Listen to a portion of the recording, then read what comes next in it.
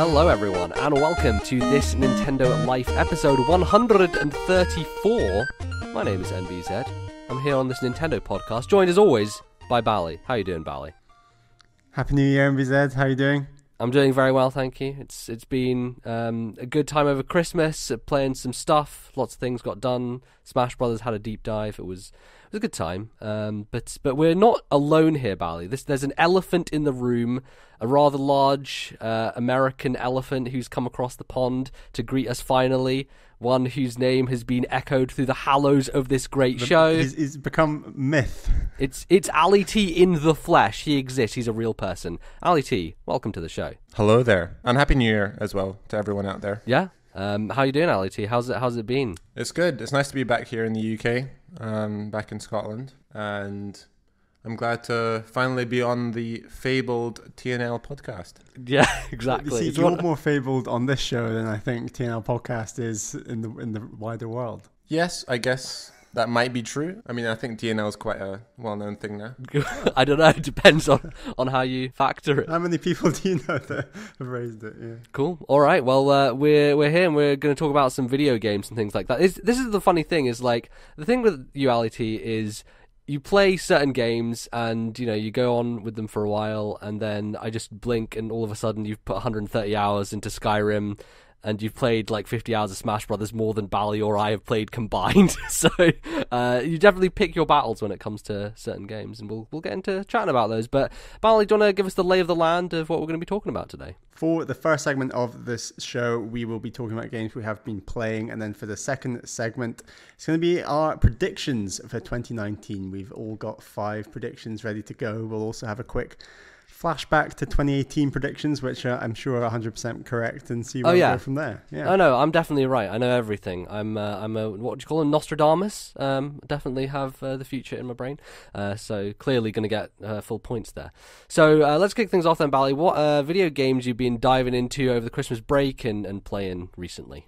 I dove deep on Red Dead 2. I sort of plowed through the last 2/3 of that game, I'd say. Yeah. You're texting me and like, oh yeah, I'm at the end of chapter 6 now. I'm like, Jesus, you've like spent this entire day doing nothing but be a cowboy. Yeah, I mean, that's what the Christmas holidays are for, right? So yeah, exactly. That took up most of what I played. Essentially, all the faults I had in the early game didn't really go away. I think I just got used to them. And it essentially became just a really, really strong story at the end. I think that where that story goes, and characters, especially Dutch and Arthur Morgan, really make this game stand out in my mind. I still think it's a flawed game, but story-wise and the places that story takes you in that open world, like it doesn't...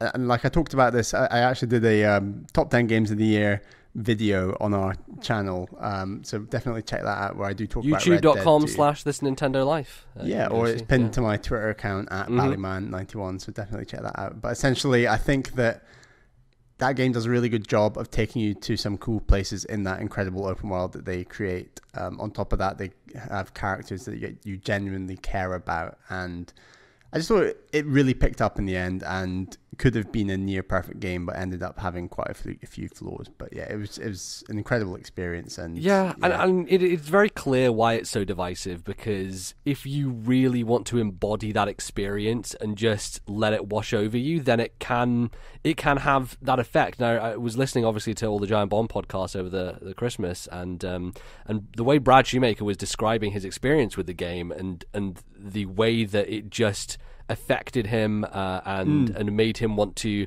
like role play as that character in certain moments. That's amazing. Like, I wish the game had given me that experience, but as it stood, with the mechanics as laborious as they were, it just wasn't something that I could see myself doing or getting into. I just wanted to kind of get through it and see the narrative that they had built out, and I thought it was fantastically told, just incredible voice acting and writing across the board, but ultimately it was not a very enjoyable game to play through, and that's just where it fell down for me. So. Yeah, absolutely. And it was mainly that story and that world and those characters that I liked the most. I think that a lot of the mechanics and the shooting, as we've said before, just I did some of the side stuff, but like that's where the mechanics and the systems really bogged it down and just made me feel like I didn't want to explore too much of that stuff. I did a tiny bit of that stuff, but I kind of had my fill, and the story alone takes a good 44 hours ish. Yeah. So I mean, I know you did it in some crazy time, MBZ, but like I don't know. It just took me a while, but it was overall a really cool experience. So that was Red Dead 2. Ali T, I'm interested if you have any curiosity about Red Dead 2, because you played the original on PS3, and I know you enjoyed that game quite a bit. Yeah, for me, Red Dead Redemption is one of my probably top 5 games ever. Really? Wow, okay. Yeah, that's how much I liked it. I'm a big fan of games that make you feel very involved in everything, whether that's through the world or the gameplay or just the general aesthetic. Yeah, I think that Red Dead 2 might be up your alley then in that case. Yeah. Well, it's interesting you mentioned that. I mean, I've thought about getting a PS4 for the last, couple of years, but I think I'm going to... Pretty cheap now. We shall see, but I'm likely going to hold out for the PS5 and just hope that the games like Red Dead 2 are ported across. Yeah, or even just being backwards compatible. I think at this point everyone wants those systems to just be able to play everything, and so you don't have to worry about losing stuff as you go across. And because I think the architecture of the new consoles is so close to PCs now that the way they build them should be able to kind of carry things across and not have to worry. So as soon as you get a PS5, say, you could just play PS4 games on them instantly. I mean, at least that's what I hope will happen, but we'll see. Yeah. Getting back to Red Dead, one thing I wanted to ask you guys is what you guys thought of the quality of the score, the musical score. For me, one of my favorite things about Red Dead Redemption on the PS3 was how the music was so well integrated into the gameplay. Essentially, the way it works is they have a sort of a baseline key and beat that goes throughout the entire game, and they change certain things as you do different things. So, for example, let's say you get on a horse, a baseline kicks in, and a different drum and a faster drum beat kicks in. I was wondering if things like that have been implemented into Red Dead 2. Yeah, I don't know if I necessarily noticed things like that. They do have like key musical moments, like the moment when you ride into Mexico for the first time in the original. They have moments akin to that one where you are riding and there is a full song playing as you are going on that trip, and there are some really great moments that they implement into that game as well. I think the score generally fits the tone really well. It's more varied than the first game is. And I imagine if we kind of dug into it, it probably would do similar things. I can't imagine Rockstar would kind of do that in the first game and then gloss over it for the second. I don't know how you felt about it, Bally. Yeah, I heard some comparison that a lot of the musical interludes are sort of a bit like Breath of the Wild, where there's a lot of silence in that open world and there's a lot of time and space that just allows you to listen to nature, essentially. Yeah. And I agree that there are kind of these little bits here and there, and they certainly were important, but the bigger moments for me were the big story beats, and there's a handful of songs that are just really well known that I don't want to just go over because it kind of spoils some stuff later on. But sure. I mean, Red Dead 2 soundtrack walked to the Giant Bomb soundtrack of the year pretty much, and it did win at the Game Awards soundtrack of the year as well. And for me, it probably would be up there. I don't know, I've not ranked the soundtracks from 2018, but it's definitely we're thinking about doing that for our Patreon exclusive show, is talking through some of the music of games in 2018, which will be fun to play some of those good tracks as well. Right. So but yeah, so the smaller stuff that you mentioned, Ali T, kind of didn't impact me as much as the big story beat tunes that are in this game, because some of those are just like some of the best moments of the year, actually. Yeah. The ones where you are riding and it's really undercutting everything, or I think that stuff is very, very strong overall. But yeah, it's done now. So I guess I don't know if you have any interest in trying Red Dead Online. You have to get the PS Plus for that, which I can't be bothered with. Yeah, it's not going to make me get PS Plus. No. I don't think, and we've got to move on. There's other games in 2019 that we've got to get to. Too many.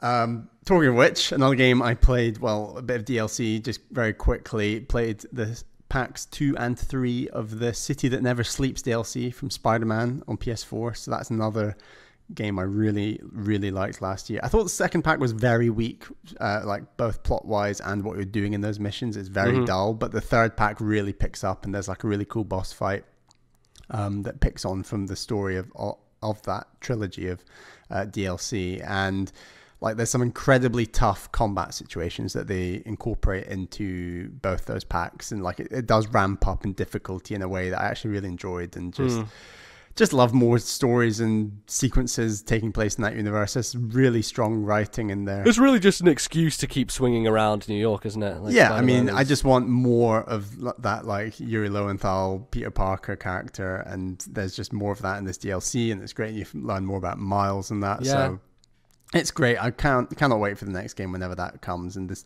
DLC pack, I would highly recommend to anyone who enjoyed the Spider-Man DLC. I think it's like 16 quid for all 3 packs, so yeah, definitely worth checking out. And I'd be interested for you, Ali, to give this a go as well. Now, you're someone who literally lives in New York.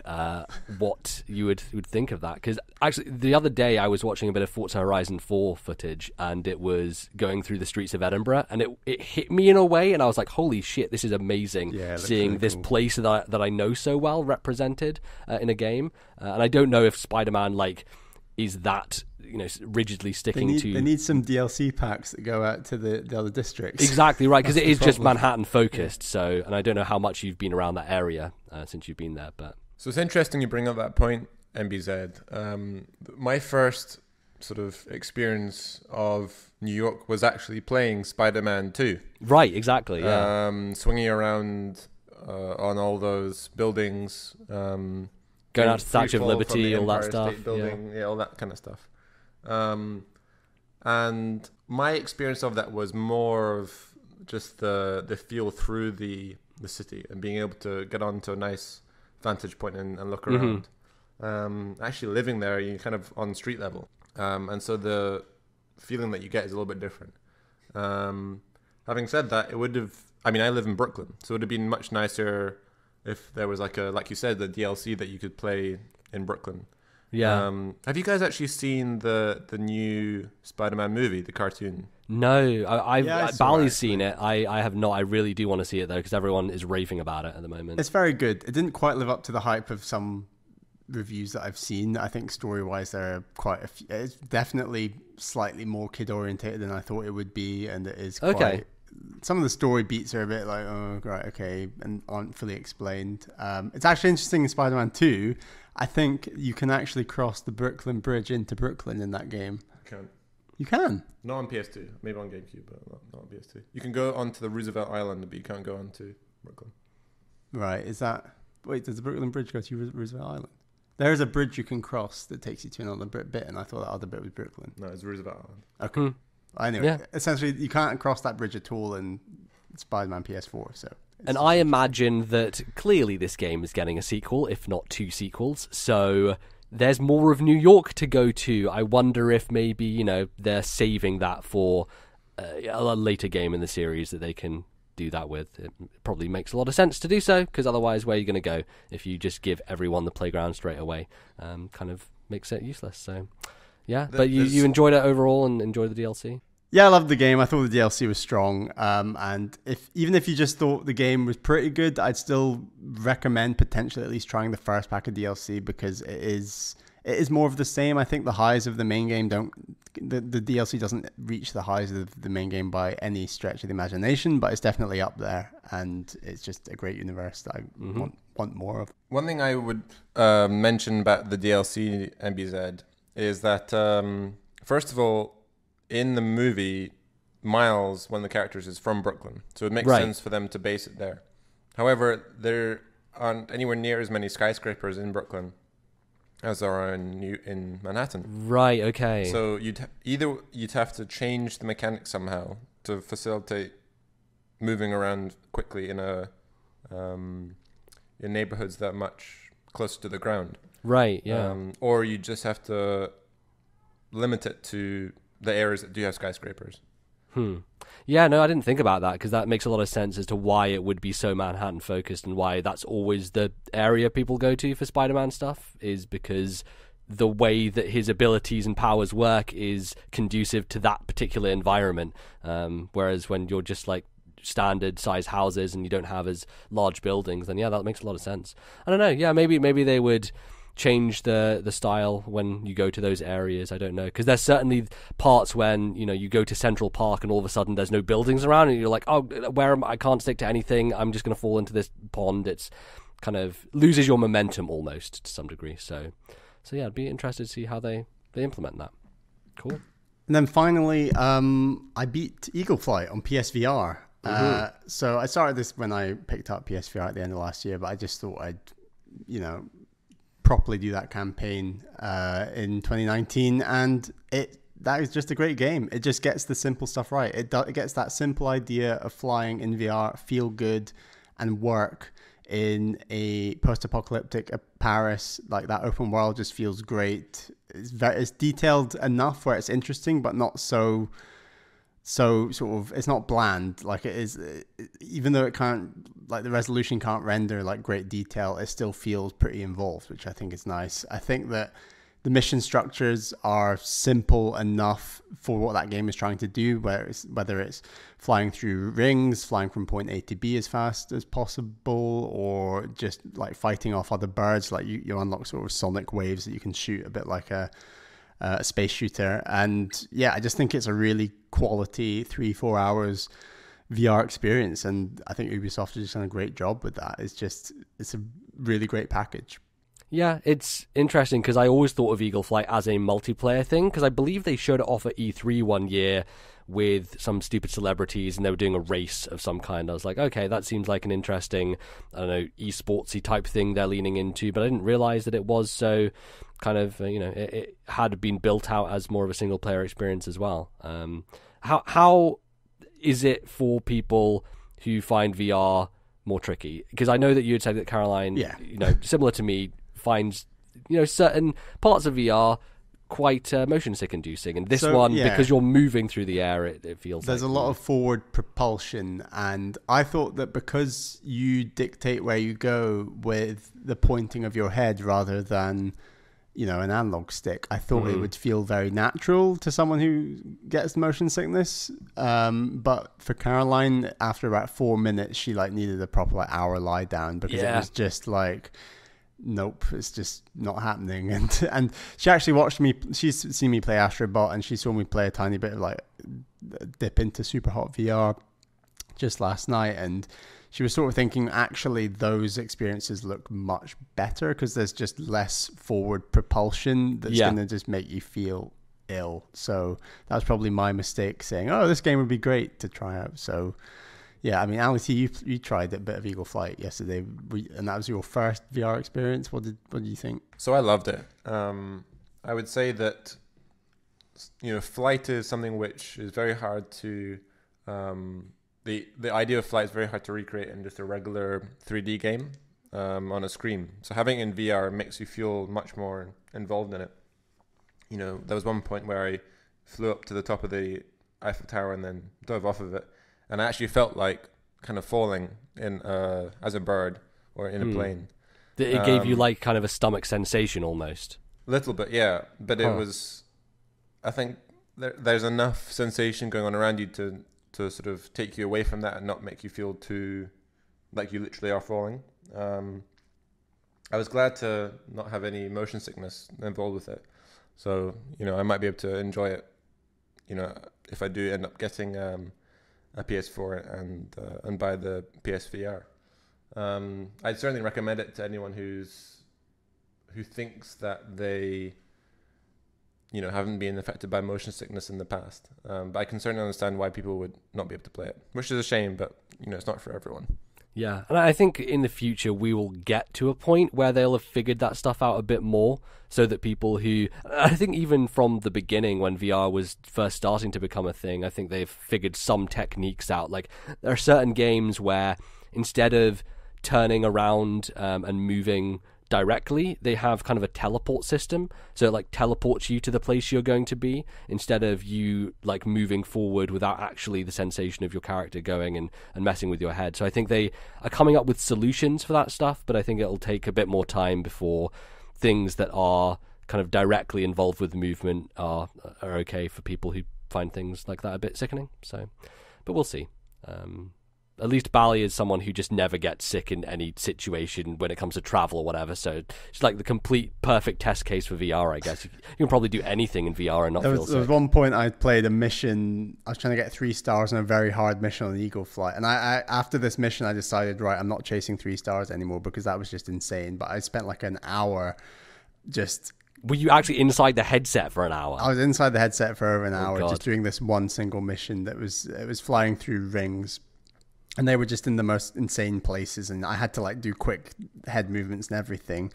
And even after that hour, I wouldn't say I felt sick, but I felt like ready to rest my body, essentially. Disoriented almost. Yeah, I was like sweating like crazy by that point because there was just so much movement of my body, like, which was a bit unusual. So yeah, it's intense, and I think currently I do prefer to play VR in sort of half-hour, 40-minute sessions, and beyond that, it can start making your body feel a bit claustrophobic. Is the wrong word, but your body just feels a bit tired, I guess.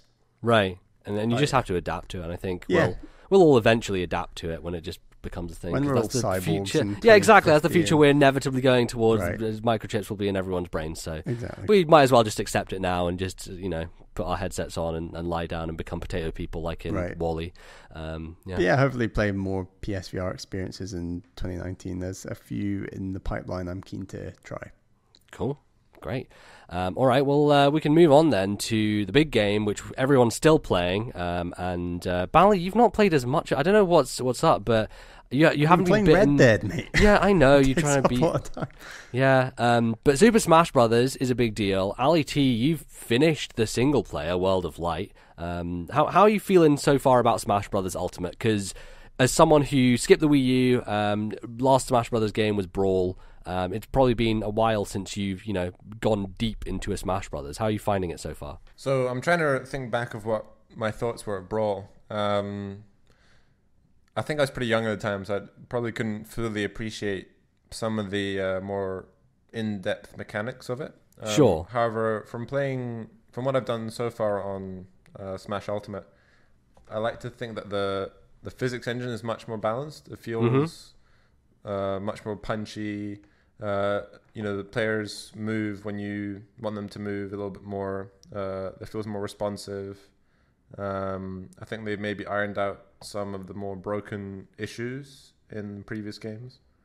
Having said that, I think there are still some broken bits.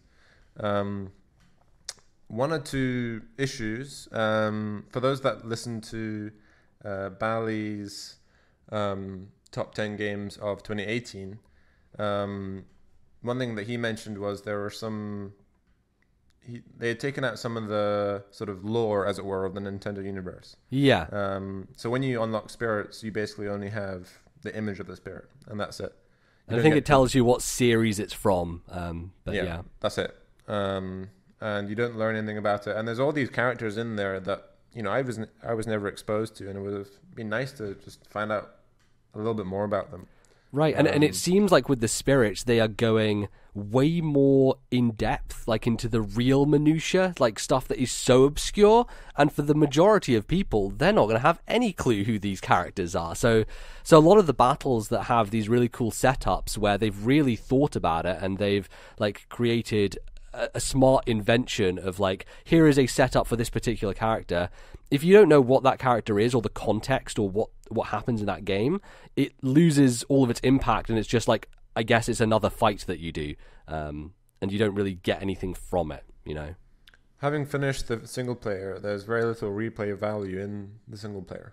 There's not like there's any extra spirits that you can unlock playing the single player. At least I haven't come across that as yet. Yeah. Or any extra minigame. All I got from completing it was the ability to change the likelihood of certain music on different stages, which really is fun, but something which I feel could have been introduced from the start of the game. Yeah, is that not available from the start? Because that was something that the Wii U game did straight off the bat. Is you're able to customize, like it was from the My Music stuff. You could do that and just say like, oh, I want this Wind Waker song to play 75% of the time that I play this stage versus a Twilight Princess song or whatever. Yeah, because I haven't actually gone in and messed with that stuff. I don't know if you have, Bally, or tried to with some of the music. No, I mean, I've as you say, I've not I've not played a ton of this game. I played like maybe 5-6 hours of World of Light and a bit of online, and then a bit of classic mode, and a bit of mainly just kind of learning some of the new characters. And I'm still in the process of actually unlocking everyone, so like there's still a ton for me to experience. So that I've not even touched the music stuff, I guess. Yeah, and I think some people have said that there is something pretty cool that happens if you 100% World of Light. But that obviously will take a lot of time and going through and fighting all the really hard battles. Was there any that you came up across that you found too difficult, or how was the balance overall for you when you went through it, Ali T? There are a few very difficult battles, less because of any particular, I would say, skill, and more just the luck is kind of piled up against you. Right. There's a couple of characters I haven't beaten yet who, doesn't matter how hard you hit or how fast you are with your, reaction times, it's still very hard to beat the character. Yeah. For those who've come across Pauline, that's what I'm talking about. I've heard a lot of people talk about that one. I have not come across her myself yet. Because in some of the other ones where you're up against a character who's just very strong, eventually when you finish the game, you have access to quite a few very powerful spirits that you can just put on your character. Right. And just make you much stronger. And that's how you can beat those more difficult spirits. But with the ones that are a little bit more sort of technical, I guess, they're still very difficult to beat no matter which spirit you pick. Yeah, it's weird because there are certain spirit powers that I found helped me in those situations. So I was doing a fight yesterday against, I think it was Alucard from Castlevania, and so it was a fight against Simon Belmont and also the Alucard assist trophy, and they were just wrecking me easily, and I couldn't figure out a good way to get past them. And there was a spirit that gave me, it's the one that makes you move really, really slow, but also you can't get knockback, so you take damage but nothing really affects you. You're just like kind of standing there. So I just basically stood there and charged my smash attacks, and because they weren't like knocking me out of it, I was able to do loads of damage and just take them out without any problem. So it feels like there are specific spirits that are a little bit tailored to certain situations that are more chaotic and more difficult to deal with. But yeah, it sometimes feels like no matter what you do, it's kind of they've stacked it against you, and either you have to like level something up to 99 using your stupid snacks or whatever, or just, I don't know, find some other bullshit way around it. It's weirdly balanced because there are a lot of fights that are very nothing, and they're more there for the fun of the idea. I talked before about the giant Snorlax fight, which is just a big King K. Rool on the tropical island who does nothing. And it's just a joke fight. It's there to represent that character, and it does such a good job of it. There was one yesterday which I was playing the Redeads from Ocarina of Time, and it's 4 Mewtwo's who are like darkly coloured, and all they do is the stun attack. Because that's what Redeads do, is they just stun you and don't make you move. And it was on like the Hyrule Castle stage, and that fight wasn't difficult in any way, but I was like, that's really cool. The way that they've implemented the idea of that particular character is smart. I don't know if there are any that you can pick out in particular as you went through LET that you enjoyed certain characters, the way they represented them. I certainly picked up on the references.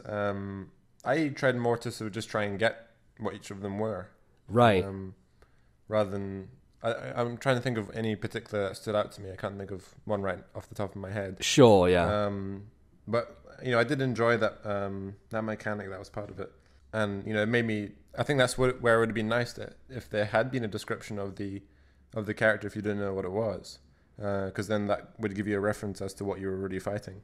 Right, exactly. Because, like, for the Redeads, if they were saying, okay, these characters, they appeared in Ocarina of Time, and Link had to, he was stunned by them constantly because they screamed and tried to go slowly towards him, and then that gives you the context for why it's Mewtwo's just constantly using that move. It would help quite a bit. But, I mean, I understand the fact that there's, like, 1,200 of these things in the game, and the monumental task that it would take to create text, and then obviously for Europe localizing it as well, it seems kind of ridiculous, but also they did it for trophies, so I don't know, maybe it's me just projecting and thinking it shouldn't be too much work if they've done a lot of these characters and their descriptions before, but maybe it's one of those things that this game is big anyway. There's too many characters, there's too many stages, it's a lot of stuff, so maybe we should just be happy with what we have. But there are still those flaws that we're still gonna, go on about. Are there any characters in particular that you've really gravitated towards and really enjoyed playing so far out of the new bunch? Because obviously, having played Brawl, I think you've played some of like the Wii U one at my house and Bally's house before. Any characters that you like that you've been playing so far? So from the new characters that I know are exclusive to Ultimate, I've been a big fan of Incineroar, actually. He's quite fun to play as. He has a lot of interesting moves. I really like the World Wrestling Federation style to the character, and that is reflected in his moves. He has an awful recovery, though. Yeah, yeah, it's really bad. Yeah, but he's really fun to play as, and that's kind of the whole point of Ultimate. You're not necessarily there to just win; you're there to have fun as well. Yeah, he's definitely unique, and I think that it's one of those things that as I get used to facing a lot of these new characters, it's just learning how they play and what they do. And it's that one move where he throws you into the side of the ring and then smashes you is so devastating. It does so much damage, and obviously it can mess you up if you whiff on it, but you were doing a good job against me yesterday, and I couldn't take down your Incineroar. So definitely the recovery is not great, but also he is pretty savage when it comes to his attacks. So he's definitely a lot of fun. He's one that I probably will not get into playing, but I can appreciate the stuff that people are doing with him so far. He's been a lot of fun. And I know, Bally, you've been practicing a lot as Inkling and getting into to try to use that character, who is a more tricky one to get your head around. But it's one that I want to practice with. I think sometimes when it comes to these characters, it's either me or you who decides that that's going to be a character we go after, and the other one kind of like leaves it to the side. It's like, no, that's the Bally character. I'm not going to play as that character. I'll just let you play as that character. Yeah, we kind of like own like our 5 or 6 mains, I guess, each. And I do. Yeah, no, Inkling is great. I think that just being conscious of how to get your enemy covered in ink and the multiple ways you can do that in, from bombs to even just the neutral melee attack. Eventually, like, it does a few punches and then gets out the splatter shot and starts shooting like crazy. So it's just about getting your opponent covered and then smashing them from there. But even when they're covered in ink, they're kind of moving around the stage a lot more slowly. So it's debilitating in so many ways. And I guess that debilitation is countered by Inkling's like the need to constantly top up the ink, I guess, which is when Inkling is most vulnerable. So it's about balancing when you're charging, when you're attacking, and like the up smash of Inkling actually is really powerful because you can actually use it when your opponent is in front or behind you, and it'll suck them up and then spit them out the top, essentially. So yeah, Inkling is really enjoyable so far. It feels great. I've also really been enjoying some of the moves with Zelda. Feel slightly cleaner and different, like her down B with the spirit's maybe the wrong word. What's the word I'm looking for? He's just the big knight from Phantom Hourglass, Spirit Tracks and stuff. Yeah. The timing on that feels so much better than Smash 4, where you can get it out and do a very quick swipe through your opponent, or you can charge it up as almost like a ledge guard kind of move that you can charge up quite a lot and do a ton of damage. Plus, Zelda just feels like her jumping just feels smoother, and some of her melee attacks it all feels like it's come together a bit better. I don't know, like some of the characters feel different. Overall, it just feels like a faster game, and I think Brawl especially was notoriously slow. I don't think we really noticed it at the time when we were playing that game, but going back to it, it's definitely a much more sluggish experience compared to what they did with the Wii U game, and now even more so with this one. Because a character that I have been loving and been playing a majority of online is Chrom. And Ali T, you were talking about how you think Chrom is pretty damn good as well. He is a lot of fun to play as, and I think it's the combination of the fast sword moves of Lucina and Marth combined with Ike's up B that gives you a bit more leeway for getting out of some tricky situations. I'm not a big fan of it as a recovery because it's hard if you're not facing the right way to grab the ledge. but I think overall I've really enjoyed using Chrom, and he has a more powerful, I think, smash than Lucina or Marth do. So he feels like this balance of heavy and fast, which I like quite a lot. He's been pretty good. So yeah, any other characters that you guys want to bring up that you've been playing quite a bit of? Well, to get back to Chrom, actually, I've been playing a lot with him as well. I would actually say he's a little bit broken. I think that he's maybe one character that I think Nintendo might try and patch. Right. Especially some of the hitboxes with his neutral B attack. Yeah, the like charge up Roy move that he has. Right. That move is a little bit overpowered. It's very easy to just ledge guard with it. And if you just time it just right, you can knock people off the edge at 40%. Yeah. And get a kill. His down aerial is one that I find a bit tricky to get. It's definitely a good spike move, but it's also one that is pretty tricky to land because it feels like it's got a bit of a smaller hitbox. But overall, I think he is pretty good. And there have been some slight changes. I know that Donkey Kong has like this weird different punch now. I don't know if you've tried that at all, Bally. How do you control that?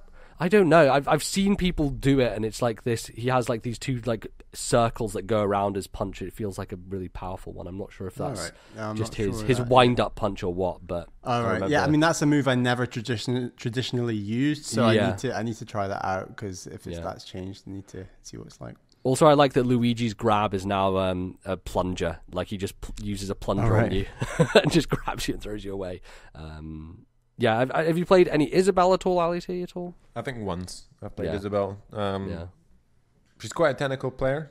And if you know the moves well, then I guess she's probably quite a good player, but I haven't really been trying to play. Yeah, she has a fishing pole that is very stupid and annoying, and I enjoy using. But I think similar to Chrom, actually, in terms of power and speed, Ridley just feels crazy good when it comes to just juggling your opponent in terms of neutral air, side airs, up airs. Ridley even has like range attack, decent recovery for a heavyweight. Ridley just feels very, very powerful and obviously difficult to kill because they are heavyweight. So this, I feel like he might also be a character that gets nerfed a bit. I don't know. It just feels very easy to use and very powerful. Yeah, he's quick for a heavyweight, which is a rarer thing. And so when you have that combination of speed and also power, it's pretty devastating. He definitely has areas of weakness, but he's a fun character to use. I've enjoyed using him, but yeah, he's definitely pretty tricky to get around. He does have a large hitbox though, so he is kind of susceptible to a lot of attacks that may be more difficult to hit if you're a small character. But yeah. Any other thoughts on Smash Brothers then before we kind of close out the segment? Just that multiplayer locally yesterday that I was playing some with Ali T just felt so silky smooth and the best that Smash has ever felt, especially with that roster of characters and all the stages and the music. It was just at its best. And I think that while this game definitely has a lot of faults that we've covered, that core mechanic of local multiplayer is just always going to be where this game is at its strongest. And even while online has been fairly mixed so far, and even yesterday, having played locally and then playing with you online, MBZ, back to back, for me personally, it felt very much like right now there's a bit of a delay sort of thing. And it's just that local experience is so strong. All right. Well, I think that is going to close us out for the first segment. We'll be back, though, after the break, talking all of the predictions for 2019 and what we think Nintendo are going to do. So do not go anywhere. We'll be right back.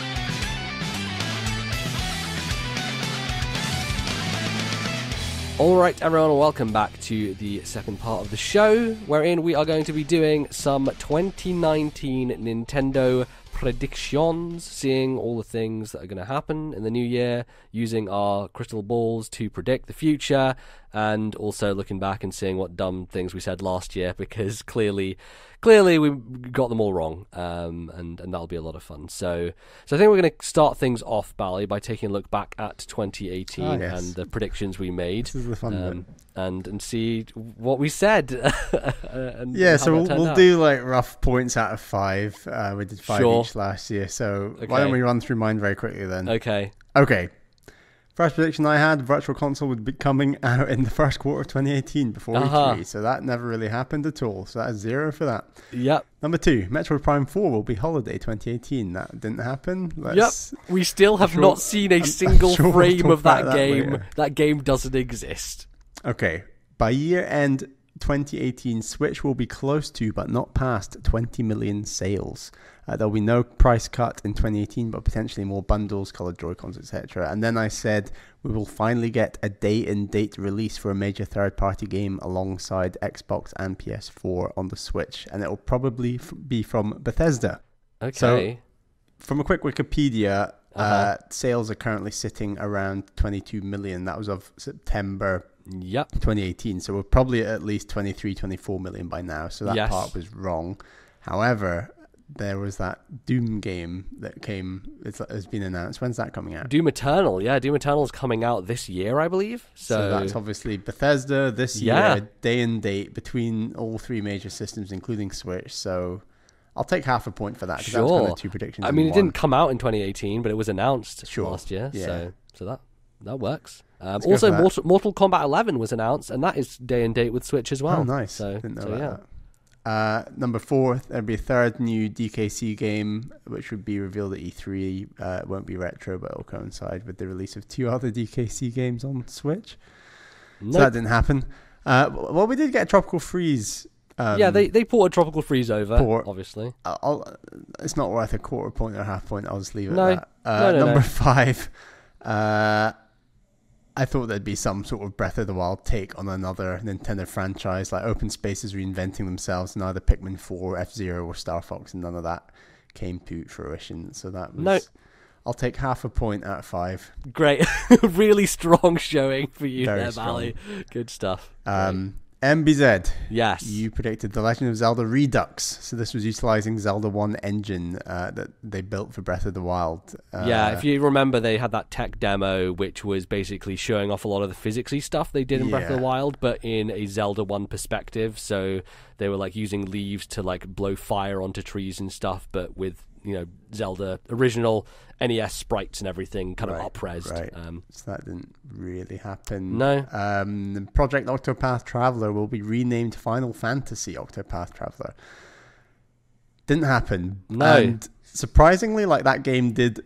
Not surprisingly necessarily, because the demo was very strong, but that game sold really well. Yeah, and also it came out at a time when no other big Switch games were coming out, so I think it stood on its own 2 feet without the backing of Final Fantasy, which I thought was quite impressive. Sold over 1 million, maybe 2 at this point, who knows? It's done very, very well. WarioWare will return, but with a co-op focus. The Joy-Cons will be used in various multiplayer minigames, and players will have to work together to get through co-op campaign. They'll have a single-player mode as well, but that won't be the marketing focus. Well, WarioWare did come out in 2018 on the 3DS. Yeah, on the 3DS, an old WarioWare game. So I think that's a definite half point on that one. I'll take it, sure. The rollout of Nintendo Online infrastructure will be delayed again because Nintendo has no idea what they are doing with it still, and so that it can coincide with the release of a major online title in Super Smash Bros. For Switch.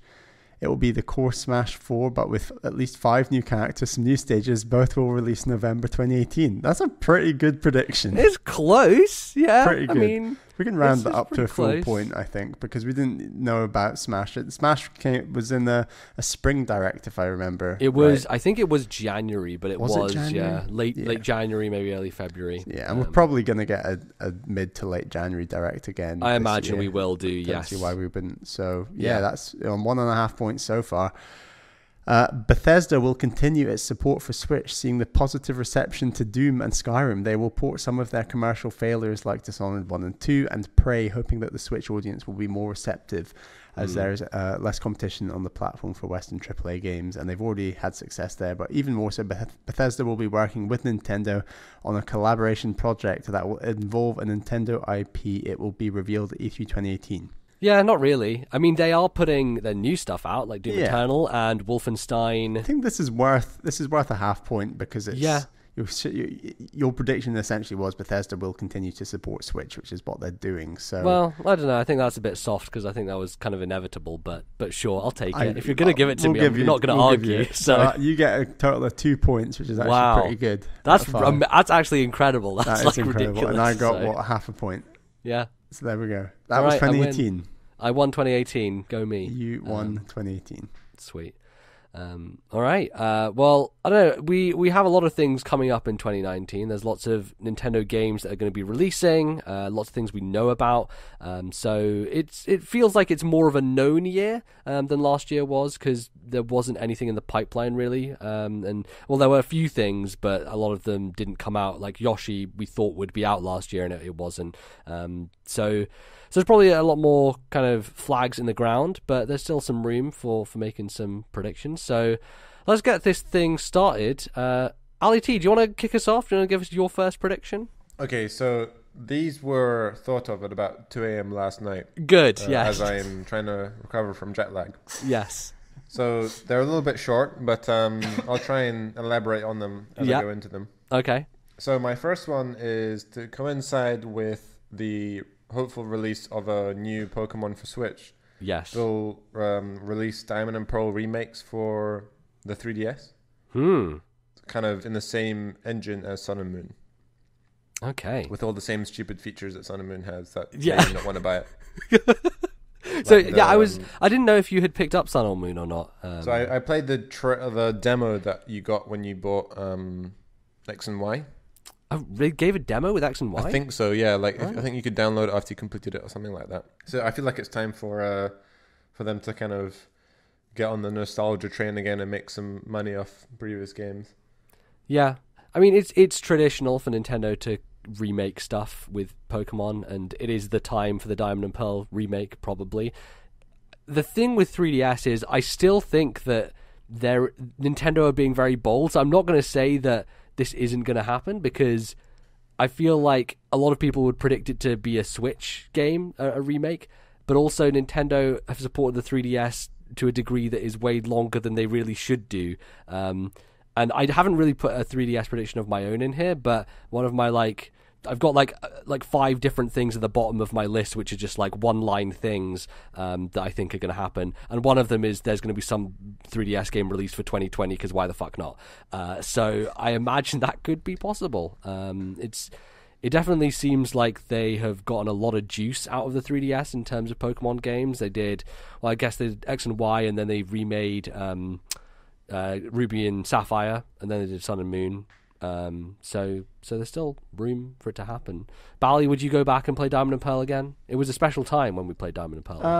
I don't know. Maybe I'd rather try out some of the newer Pokemon experiences, and I still got to play Pokemon Sun, of course. I don't know. Yeah, you own Sun, is it? Yeah, I'd be interested in the new Switch Pokemon game in 2019 at the end of this year. So I'm interested to see where that goes because Let's Go Eevee and Pikachu looked really good, actually.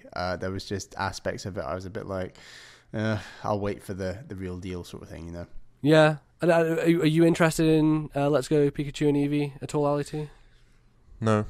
Yeah, pretty definitive. Unfortunately, it kind of never really sold me. I'm always into the more deeper mechanics of the Pokemon games. Yeah. Rather than just the aesthetic of Pokemon. I like it taking out random battles. That's a cool thing. That's something more RPGs I think should strive for. But yeah, exactly. I don't know. There's something about Pokemon with random battles that makes sense to some degree, but also I hated running through Zubat caves and running through stupid grass and having to use repels constantly. It is a bit of a pain in the ass. So it is appreciated that they've kind of streamlined it down a bit and made it a bit more simple in that sense. But I don't know. I still feel like the Pokemon game that comes out is not going to be that different looking from Let's Go Pikachu and Eevee. No, I think it will be. everyone's expecting it to Breath of the Wild and be like, oh, this is a brand new reinvention, and that's just not. I don't think that's going to happen. It should just be grateful we can run in the diagonal line and be done with it. Sure, yeah, exactly. Yeah, we can run around 360 degrees finally in a stupid thing. That's very good. Any other things that you think they'll do with the Diamond and Pearl remake? Is that something that you would buy if they put it out, Ali T? If they made the idea of Diamond and Pearl feel very 3D, and they added like the diagonal running and all that kind of stuff, and made the battle animations like very slick and things like that, I'd probably get it. Yeah. As long as they don't put stuff like riding Pokemon through like random bits and. Do you not like that? You don't like ride on a Charizard or an Onix through the world? Not really. No? Oh, No. I don't know. It's pretty cool. I think that it's definitely a way to change like your movement speed instead of just relying on the bike, I guess. It's one of those things that I guess they're thinking of new ways to change things up while also being as familiar as they can. But I think it's because a lot of people still love from Pokemon Yellow that Pikachu followed you, and since then they did it a few times. I think it was in Leaf Green, Fire Red and Leaf Green. They did it where they Heart follow Gold you. and Soul Silver. Heart Gold and Soul Silver. You're right. Yes, they did do that, didn't they? Where whoever it was would follow behind you. So I guess it's just an extension of that idea to some degree. But yeah. All right. Let's get on to Bally. Your first prediction.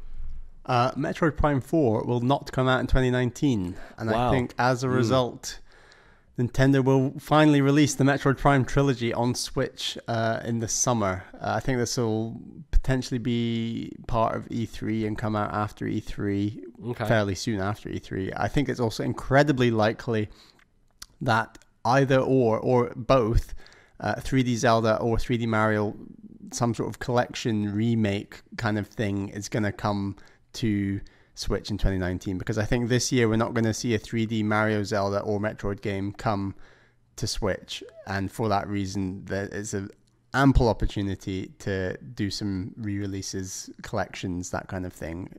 I think 2 out of the 3 is kind of likely, actually. Yeah, and obviously we've got Super Mario Bros. U coming this January, and that's 2D. I think there's still room for something 3D related, even if it is Mario.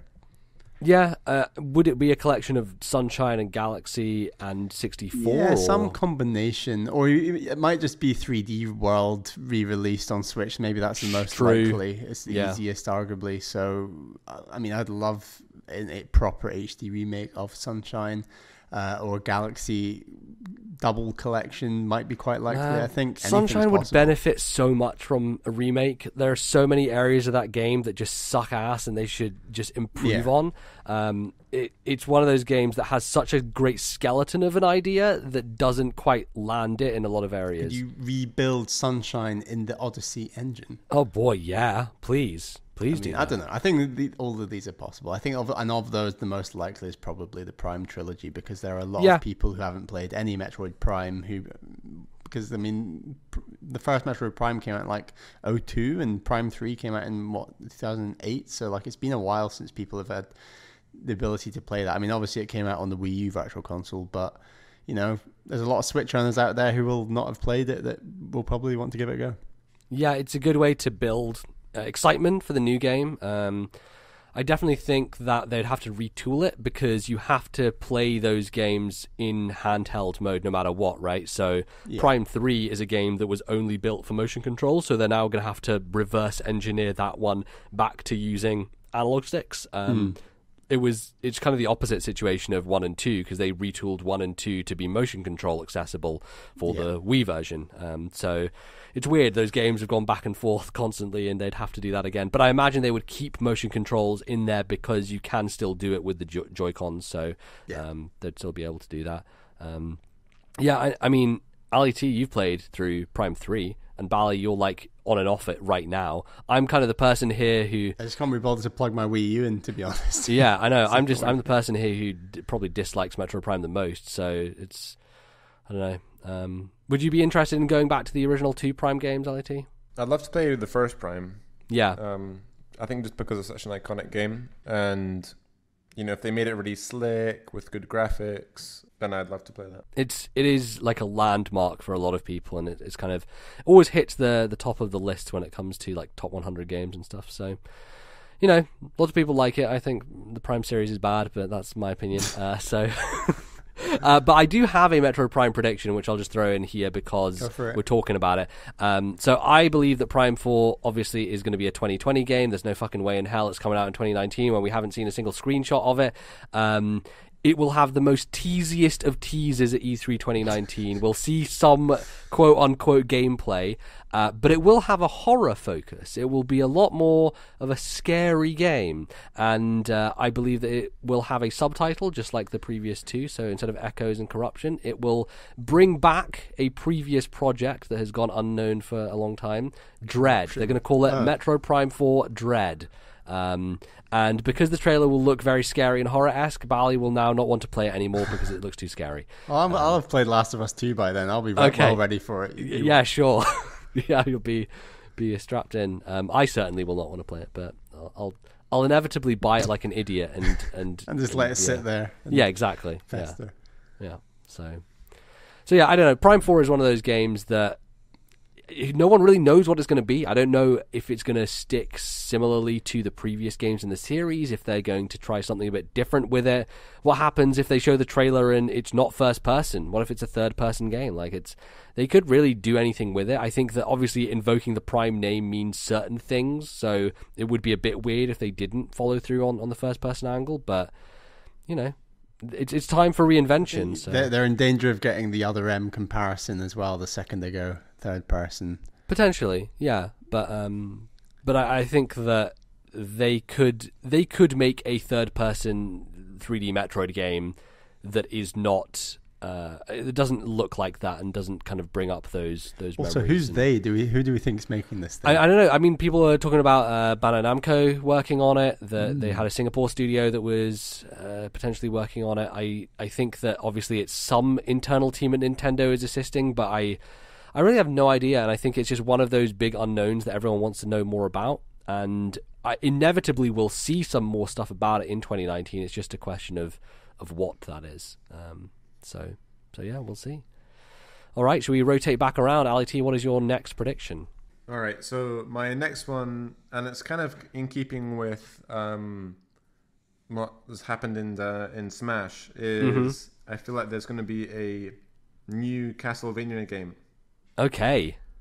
Where I think it's probably going to be a side scroller for the Switch. And they'll sort of update the graphics and stuff like that. Whether it's a remake or whether it's a new game, yeah, I'm not sure. But given the fact that they've really kind of gone in depth with Castlevania in Smash Bros, I don't see why they would just put that in and not bother to make actually a new game. But will there be pachinko? Yeah, there will be inevitably. No, I think that's actually pretty on point, because despite the fact that Konami is a garbage fire and that they haven't made anything good since Kojima left and the MGS5 situation, they did put out that Bomberman game on Switch when Switch launched, and there is something to the idea that they have been collaborative with Sakurai by putting Snake back into the game, by having these two Castlevania characters, by giving as much music as they did. Like, there is a ridiculous amount of Castlevania music in Smash Brothers, to the point where you could put out a whole album of it just on its own. It's like 30 tracks. It's ridiculous. And Castlevania is one of those series that, similar to what Capcom did with Mega Man 9 after, there was the whole Mighty Number 9 thing, Mega Man 11 after the whole Mighty Number 9 thing, I can see Konami being a bit spiteful of Iga leaving them and doing Bloodstained, so they may want to go back down that route. And I actually think that idea of a remake of maybe the original, a remake of Castlevania 1, could be very plausible. It's one of those games that could be updated in a lot of ways. It's very difficult and has a lot of bullshit, but they could add a real striking visual element. I think something that fits more in the style of even the box art of the original Castlevania, something that, I don't know, maybe even is more akin to the animated show. I don't know if you've seen any of that on Netflix, LIT, the Castlevania animated show. I didn't even know it existed. Yeah, well, there you go. That's something you can go watch. It's pretty good. I finished the second season recently. I know you watched it as well, Bally, and I think it's one of the best representations of a video game in like other media that I've seen up to this point. It does a great job of kind of building stuff that is, referential, but also is its own thing. And I think that because Konami have done that, they seem like they are willing to do more with their IP. And I think that that's a good call. So yeah, I would love to see a new Castlevania. Goddamn man, I've finished all of the Metroidvania style ones, and I think the only ones I haven't played now are like Rondo of Blood 2 and 3, and maybe a couple of others. But it's a series that I've really gone into in the last few years and have really enjoyed. So I think that a new Castlevania would be great. And Bally, you've been playing some Castlevania recently as well, so it could be something you get into. Yeah, I'd be keen. And I do want to try and play Symphony of the Night this year as well. I need to get to that. Yeah, for sure. All right, let's go on to your second prediction then. Right. As there continues to be a clamour for more retro games on the Switch in the form of Virtual Console, whatever this online thing seems to be, Nintendo are going to stick to their game plan. It's time for the year of the Game Boy Classic. I think it's going to come out around September. I think it's going to be announced in a pre-E3 Direct. And similar to the way that Tetris made big waves last year with Tetris Effect, I think that combined with what I think is going to be a huge release this year in Detective Pikachu. Right, the movie, yeah. I think that a system that has Tetris and the original Pokemon games on them, plus, throw in the other Game Boy classics like Link to the Past and... Link's Awakening, you mean? Link's Awakening, yeah, exactly. And maybe the two Oracle games, who knows. I think there's a lot of games you could stick on that thing, and I think it'll do very well. And I think now is a good time for it. Yeah, the Game Boy Classic's an interesting one because it has to have its own display, right? Like, it's not just a thing you can plug into a TV. I don't know, they might have a mode where you have it might have an HDMI port on it that you could plug it into a TV as well. That'd be weird, yeah. It would be very weird. It would be... Because there was the Super Game Boy, right, that you could put onto the Super Nintendo and play Game Boy games on that. Could you do that on N64? Because the Game Boy pack was used with Stadium. I didn't know. Yeah, it was only used in some games. It wasn't like... Right. You could play Pokemon on the TV using through Stadium, couldn't you? Yes. Yeah. And through Stadium 2, you could play Gold and Silver and Crystal and that. So yeah, but that was only a specific mode in Pokemon Stadium. I don't think there was anything wider. Yeah. Yeah, I just think when did the SNES Classic come out? That came out... It was 2017, 2017, so it's kind of surprising that nothing happened in 2018. I guess we got the PlayStation Classic, but... the mess I think now is probably a good time. We'll see. Yeah. Could be N64 Classic, but I think they'll go with Game Boy next. Game Boy is one of those libraries that it's hard to pick out a lot of them because it goes over such a wide spectrum and so many years, and there are a lot of good games on there, but I can't think of like a really big lineup of must-play Game Boy games. It's not a big lineup, but I think the second you tell any random member of the public, hey, you can buy this backlit brick that will play Tetris, I think it's an immediate kind of Christmas gift kind of thing for just your average person who's maybe wants to try a bit of Tetris. Yeah. I think that could just sell on its own. It's like, hey, here's Tetris on a Game Boy like you used to do. And if it also could include Pokemon Gold, Silver, like that's more classic games. I think there's enough there. Are you interested in these classic systems at all, LET? Like the NES and Super Nintendo Classic? Because there's lots of old games that I know that you played some Link to the Past on Wii Virtual Console and stuff, but there's probably quite a few that you've missed out on. I have missed out on quite a few of these games. One thing I would say is that I think of all the classic systems that Nintendo could release, I would say that the Game Boy probably has the most is the most evocative of those classic consoles. So if they were to release any of their more consoles, I think that would be their most profitable. So I think Bally is right on point in with that prediction. And and something that's portable. It's kind of almost like a fashion statement for a lot of people to kind of walk around with a Game Boy. It's kind of chic retro kind of style. So I think that is actually something that could genuinely happen. Yeah. And I think it's also, the original Game Boy was such a huge, giant thing. It was an enormous brick. And as is the case with the other retro systems, it, I think, is going to be shrunk down quite a bit. So it'll be a lot more easy for you to just carry it around and keep in your pocket and things like that. So that would be another benefit. But I don't know. It'd be interesting, like how the battery would work with it, because obviously you could maybe make that thing last for an incredibly long time with the amount of power that you'd need to kind of run it. So it would definitely, I feel like it would maybe cost them a bit more just because you're throwing a screen in there, but it probably would end up being quite a profitable system, just because the Game Boy line still has such power as a brand, and people still know what that is. It's one of those things, like, parents always called kids' consoles Nintendos for so long, and then eventually, like when Sony became big, they called them all PlayStations and Xboxes and stuff like that. So Game Boy is one of those things, like my grandfather would always, he would say Playboy, not Game Boy, which is, he didn't realize that was a completely different thing, but still he would say, stop playing your Playboy, so there you go. It's recognized even among the many people. So great. So my next prediction is going to be based on Smash Brothers. Obviously there are some DLC characters to come. We have 4 more. They obviously announced Joker from Persona 5, which is a big one that a lot of people did not see coming. And Nintendo are like, oh no, we're going to have some big splashes here. We're going to make some predictions that are, not predictions, some character reveals that are unpredictable, as it were. And I think all of us were expecting before the Joker reveal that it was going to be pretty boilerplate. It's like, here's a new Fire Emblem character, here's someone from Luigi's Mansion, here's just promoting our games of the next year or so. Tom Nook, maybe, people could have seen. But it feels like they're going to be a bit bolder. I don't know how much bolder, so I've not gone particularly bold, but I've chosen one classic character and one new character. The classic character is, and I don't know what you'd call them, but I've just said the Contra Boys, which is just it's 2 characters, the 2 Contra characters with their guns running along, blue pants, red pants, whatever you want to call them, and they would act like the Ice Climbers, where they are 2 characters in one. Obviously, cool. You get all the different power ups from Contra. They'd be very gun focused. I don't know how they would act with melee stuff. I'm sure there's stuff you can. Contra? It's a Konami game originally. Yeah. So again, it's a Japanese company. So far, all the third-party characters are all from Japanese companies. Nintendo have not, at this point, had a Western third-party character. King K. Rool.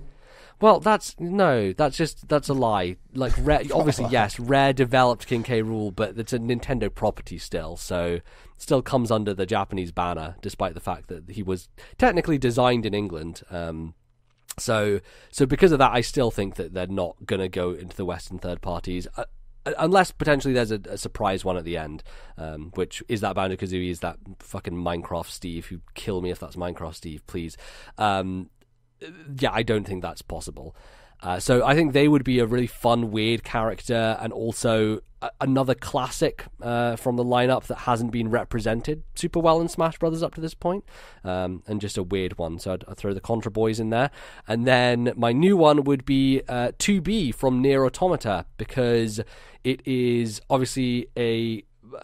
Platinum made that game, Bayonetta's in the game already, Square Enix already have Cloud in there, and she is a character from a recently released Japanese franchise that has seen a lot of success in the West as well, and she actually was recently added to Soul Calibur 6 as a guest character. So I think that it will be a pick that a lot of people will like, and it also would nod towards potentially that game coming to Switch as well, which may be involved in my other prediction in a bit. So yeah, those are 2 characters. Can I come in now with my Smash-related ones? Sure, go for it. So one of mine relates to retro and is wider, and one of mine is a silly one at the end. Okay. So I'll do the slightly more serious one in that I think, and maybe this will link to your retro prediction if you've got one, MBZ, I don't know, but... I think Retro are working on Star Fox Grand Prix. I think it's been forgotten about, but I think part of the reason it's been forgotten about is that there's been no further leaks.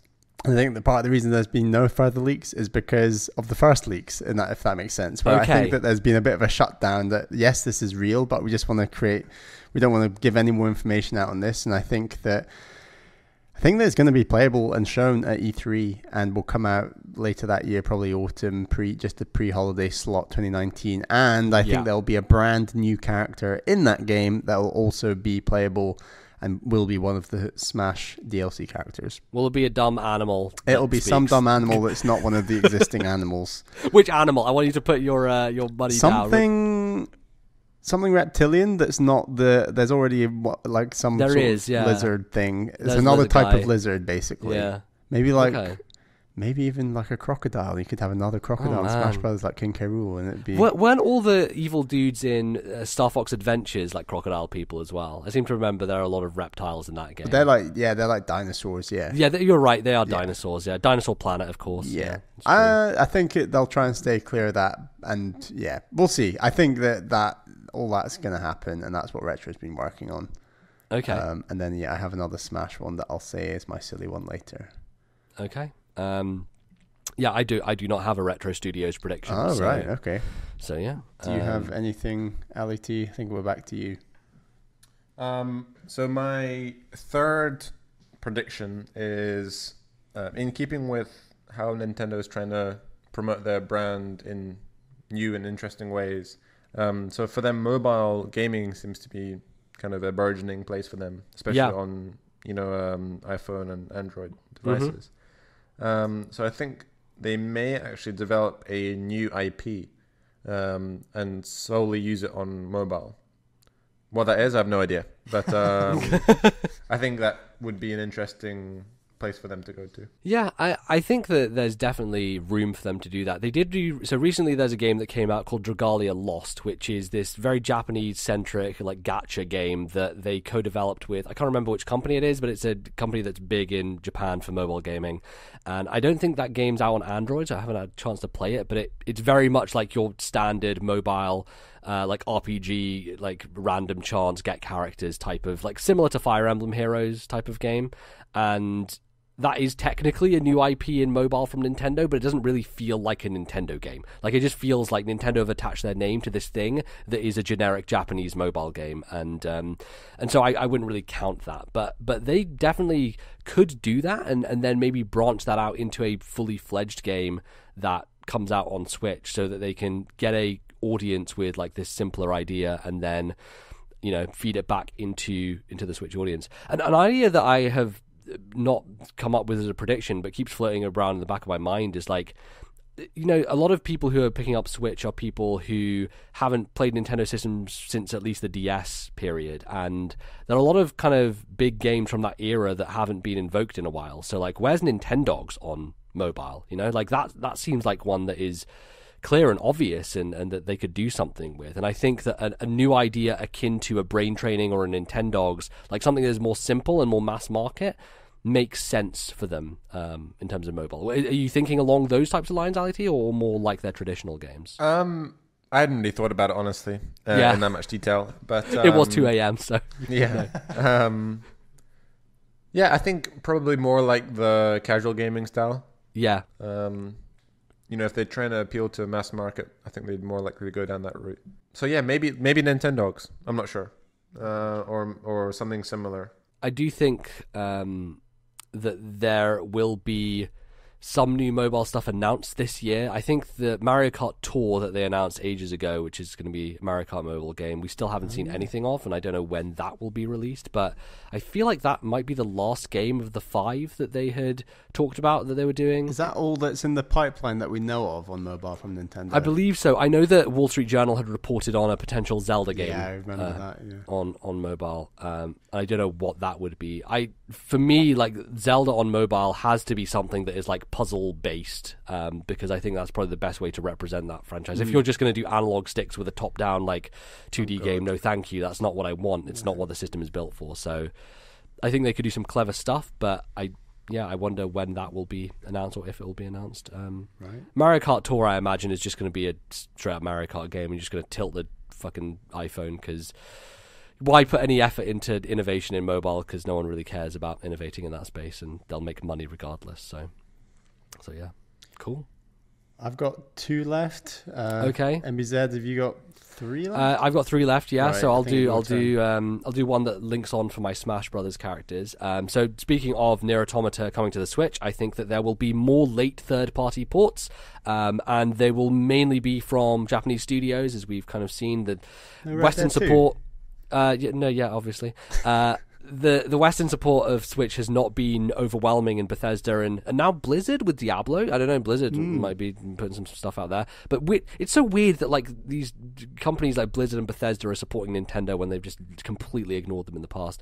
Obviously, people still speculate that GTA 5 could come to the Switch, which is possible, but they'll all be from Japanese publishers, and the major ones will obviously be Persona 5 because Joker's in Smash. I think that they are very much teasing. It's called Persona 5 R that they were teasing like earlier this week. That may be an announcement that is happening around that time. But I think that with all these games, there's going to be some dumb Nintendo thing that they're going to force the developer to put in there because they have to have some unique hook. So Persona 5, so the mascot character in that game called Morgana is a stupid cat, and you can get different DLC outfits in Persona 5. And one of them that I saw on Twitter the other day was Morgana in a Sonic costume, and it was horrific. It was the worst thing possible, which means that when Persona 5 comes to Switch, Morgana will inevitably be put into a Pikachu costume, and it will look just as stupid. So that's the Nintendo thing. They'll get a bunch of stupid outfits. I think Nier Automata will be ported, but they'll force in some motion control nonsense just because. Soul Calibur 6, I think, is another one that is going to come to the system, and as a callback to the good old days of GameCube, I think that they are going to have Link return as a bonus character and have him pop in there as the extra for the Switch port. And then I think Capcom are going to try to make Monster Hunter World work on the Switch, which I think is going to be a pretty difficult thing to do. But it probably is something that they want to, because the Switch is huge in Japan and Monster Hunter is still huge in Japan, and they want to have that synergy with their new bold direction for the series. So, and obviously, Nintendo have done a bunch of stupid costume crossovers with Monster Hunter before on 3DS, so inevitably that will happen as well. So those are the 4 kind of major third-party Japanese games that I think are coming to Switch this year. So if I could add on to that, I also thought that there's going to be a large, some big third-party developers going to port to Switch. Yeah. However, I was thinking more along the lines of a Western. So whether that's Ubisoft or like they did with Black Flag for Assassin's Creed in the past, or if they, let's say it's Insomniac and they port Spiderman, or like they did with Spider-Man 2 for the GameCube. I think now that they see that the Switch is, really quite popular, I think they'll try and, some of these big third-party developers might try and port something that's popular in 2018 to the Switch. Yeah, I mean, Ubisoft definitely have been partnered with Nintendo before and lots of things. That's potential. Assassin's Creed is already on Switch. Well, yeah, technically through a cloud version in Japan, which is the weirdest thing possible. Basically, you can stream Assassin's Creed. I think it's Origins. No, it might be Odyssey. I think it's actually Odyssey. I think it was Origins. It is. I think it is Odyssey. Because so yeah, you can stream that game to the Switch through a cloud service in Japan only right now. You can do the same with the Resident Evil 7, which is weird.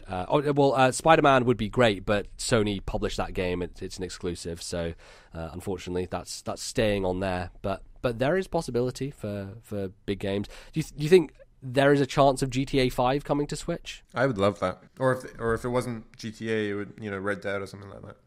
Yeah. Red Dead 1. Yeah, I feel like Rockstar have done stuff with Nintendo before. They put Bully on Wii. They did Rockstar Table Tennis on Wii.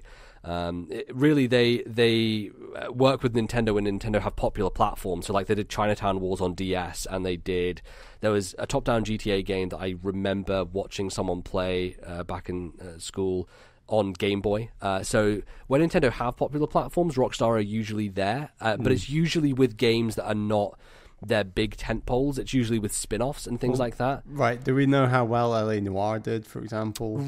True. Yeah, LA Noire did come to Switch. You're right. So that is one. I'm worried that probably didn't do well, and that they think, oh well, if that didn't do well, we'd better not port Red Dead or GTA. But they're so much bigger, right? I don't know. I don't think LA Noire doing badly is indication of GTA, because GTA is the biggest game in the goddamn world. So I agree with you, but I hope they don't read into it that way.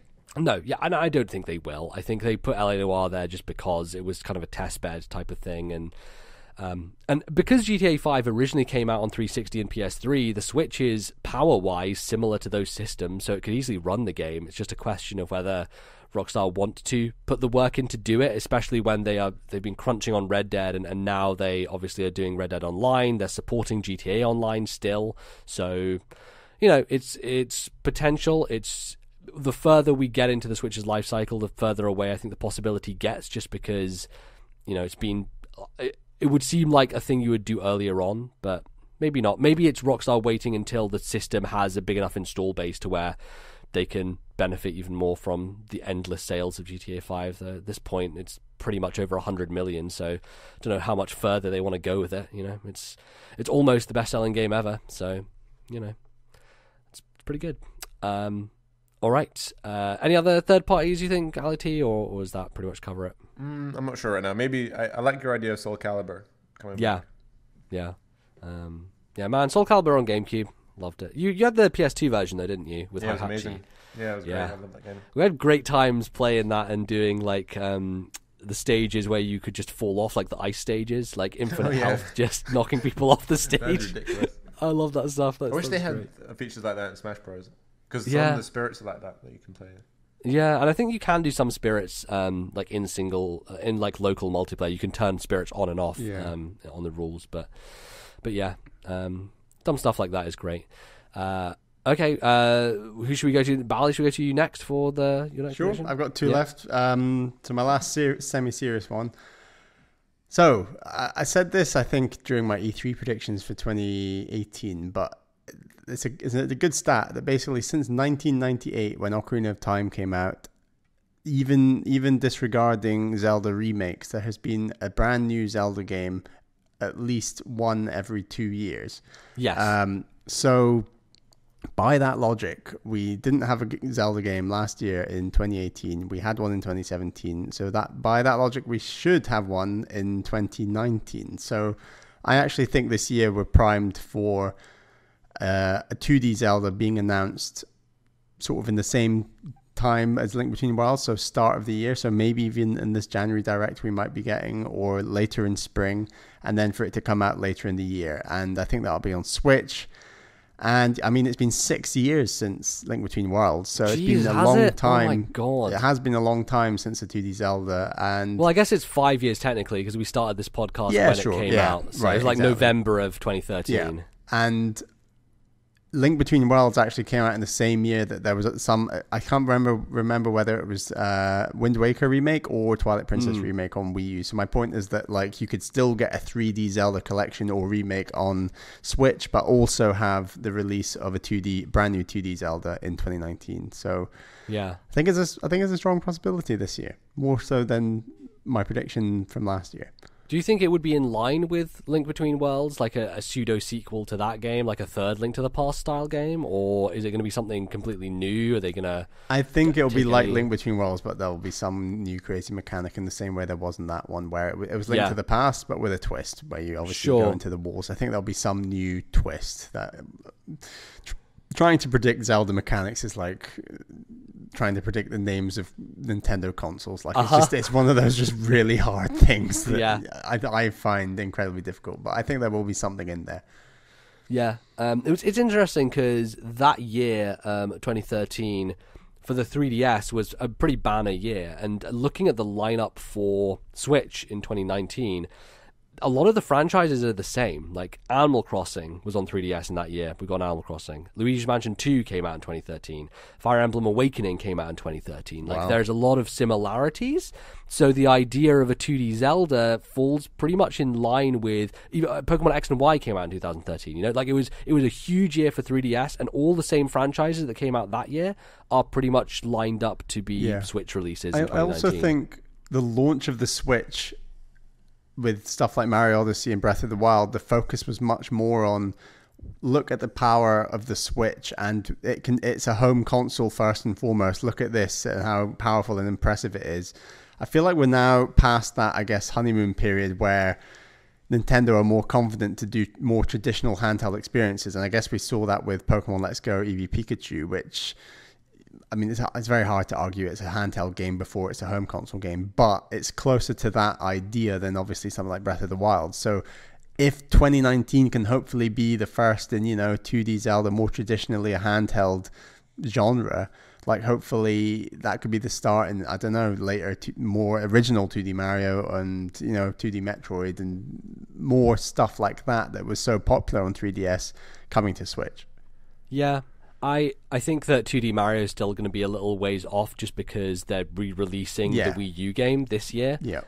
Although that hasn't stopped them in the past. They released goddamn the Wii U game the same year they released the 3DS game. Like there was maybe 5 months between the release of New Super Mario Brothers 2 and New Super Mario Brothers U. Oh yeah. God. Like that's why I didn't get New Super Mario Brothers U, because I'd been burned so bad by playing the 3DS game earlier in the year and thinking it was a pile of crap. So, I think they are waiting on that, and I wonder if that's going to be because they want to put out a Mario Maker sequel, or if they are thinking about where do they go next in terms of 2D Mario, because I think more than any other series, my God, they need a refresh for that franchise. Like it is dying right now. It is not in a good place. What if you get a new Super Mario Bros. In 2020 that's just, I will fucking lose my mind. If they announce a new Super Mario Brothers for Switch and it looks the same, I will lose my fucking mind, because that art style makes me want to be sick at this point. I think there's a perfectly high possibility of that, in all honesty. It is, and it drives me insane. Oh my God, they need to sort themselves out. They really do. Okay, well, I'll go with my next one then, which is... We love Box Boy on this show. Box Boy, a great character. Should be in Smash, should be the next big thing for Nintendo. I think that they will put out a trilogy. I think the Switch will get the Box Boy trilogy finally. It'll come out. Nice. More people will be exposed to the glory that is Box Boy. But they will go in a new direction, and they will have a new game. It will be called Cube Boy. And it will be a 3D spin on Box Boy. Not fully 3D, but the idea is similar to like Super Paper Mario, where you would flip the screen, it would go into like that 3D perspective. It will happen in a similar way. So a lot of the puzzles will be based around flipping between dimensions. You have the 2D sections and then you flip. And suddenly it's in 3D and you've got to figure out the puzzles that way. And there's some hidden stuff. And I think it would be a really cool twist on the idea and a way for them to refresh it a bit. Because I think both of us, as much as we love Box Boy, it's definitely, it went as far as it could go in a lot of areas and mechanics. And I think the third game actually puts a new spin on some fun ideas. Yeah, but like 3 games for that idea is not they've not stretched enough, it, but it's had its time in the sun. Had its time in that sense. So I think Cube Boy is going to be the next invention, and I look forward to being proven 100% right with this one. Clearly, this is definitely happening, no matter what. So there you go. Ali T, what is your... Do you have one more? Is this the final one? So my final prediction is very silly, but you never know. Truth is stranger than fiction. It is, yeah. So my final prediction is that Panty Party is the best-selling game of 2019 and wins Game of the Year. I saw a news story on this the other day about like this VR game. It's a VR game. Do you want to explain, Ali T? I have no idea what it is. I literally just saw it just now. Okay. All I literally saw was that it was coming to Switch. Okay, I saw a video on Twitter of this VR game where there's these giant anime girls and you're like going underneath them and just looking at underneath their skirts. That's basically the game. Yeah. Wow.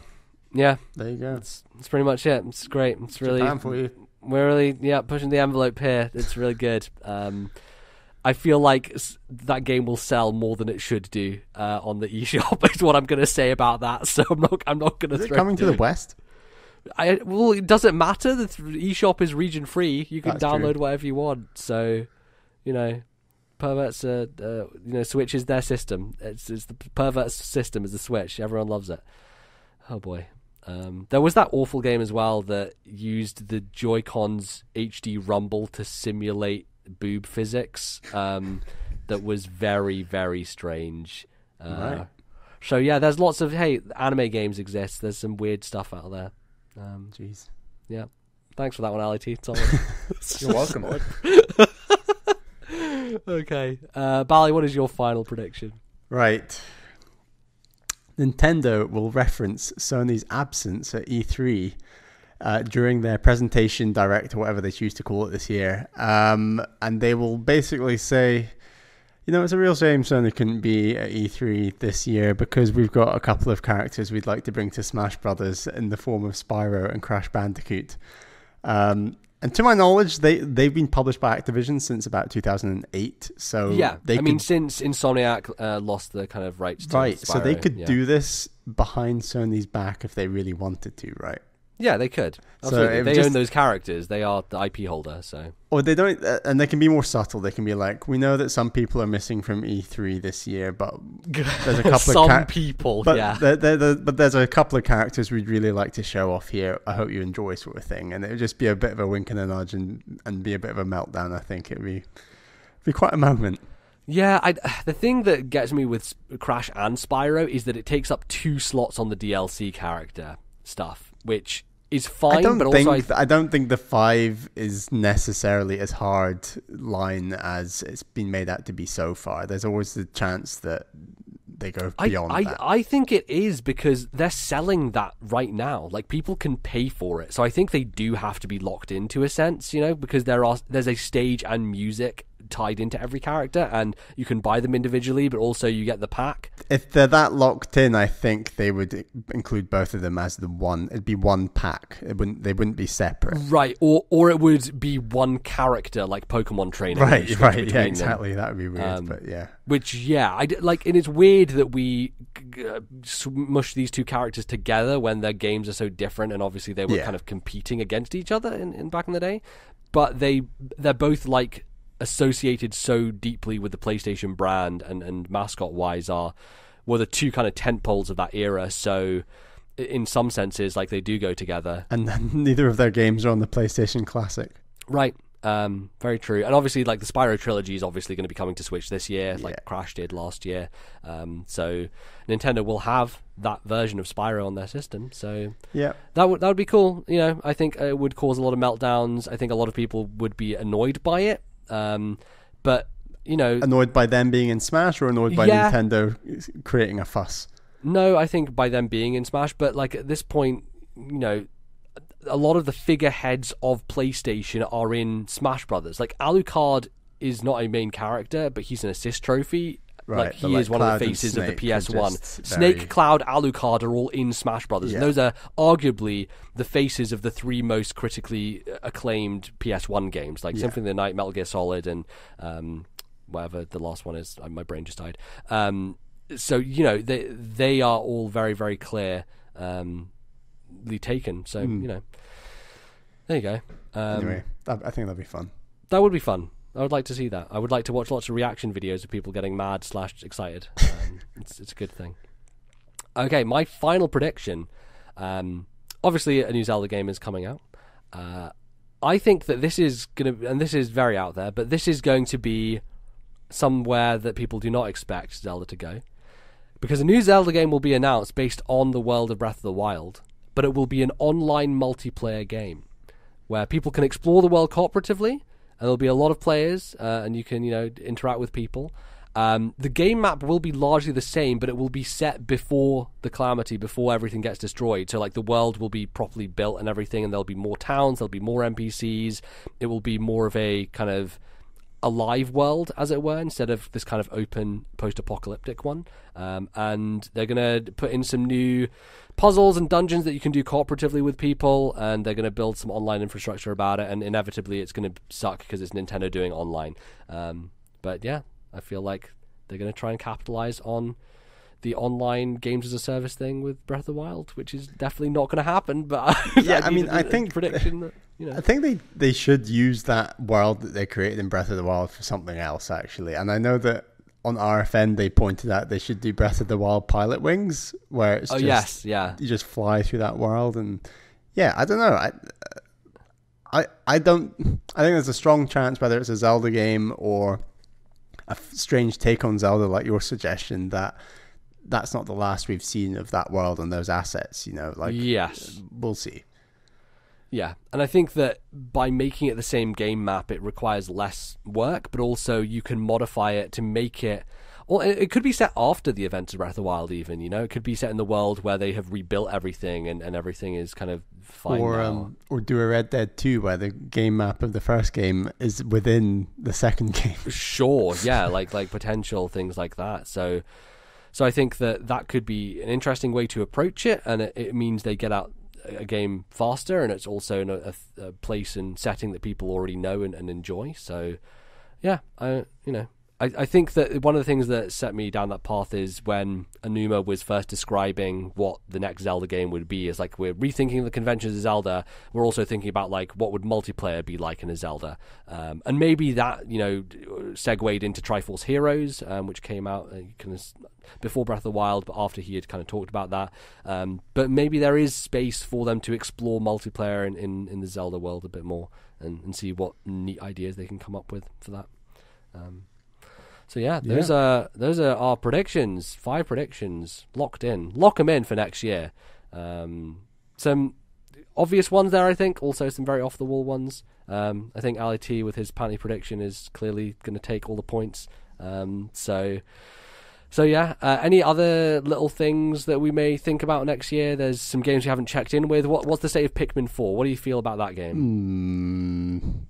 God knows about Pikmin 4. How long was it ago? Was it supposed to be finished or nearly done? That was Miyamoto told us 4 years ago that Pikmin 4 was almost done.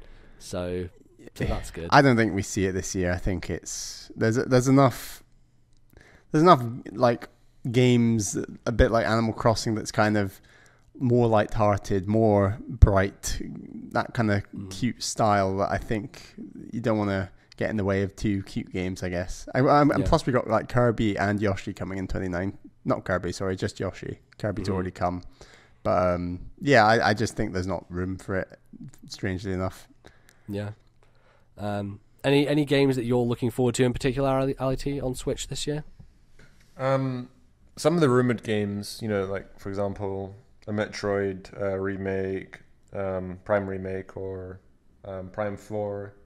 I think if a good third-party game, basically my predictions were like what I would want to play. Sure. Yeah. So, if any of those came true, then I'd be happy. Oh, and the other thing is just generally is if this isn't going to happen, but if Bethesda actually bring out their new Elder Scrolls game, and it comes out on Switch. Sure. Or even Starfield, which is the game they're doing before the next Elder Scrolls. Right. Yeah, well, how are you feeling about Pokemon for the end of this year? Because it's probably a game that you'd be interested in, right? Like the next generation. Yeah, I mean, if they make it, if they make the online good, if they make the battle system pretty slick, I would like it. Yeah, I'd probably get it. Yeah, I've obviously burned out a lot on Pokemon, but I am curious. I do want to see what they do with this new game and how they change things and how radical it will be. I don't think it's going to be that big of a reinvention. I'm not sure it's going to impress that visually. Probably not going to be a major thing. So yeah. Going through just a few other things, I will say. So I've written down like these like 1-sentence things here. So I said Pikmin 4 doesn't actually exist. Miyamoto just likes to fuck with the press.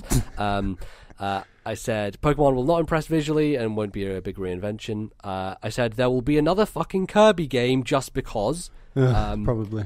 Animal Crossing will be the same thing and everyone will love it.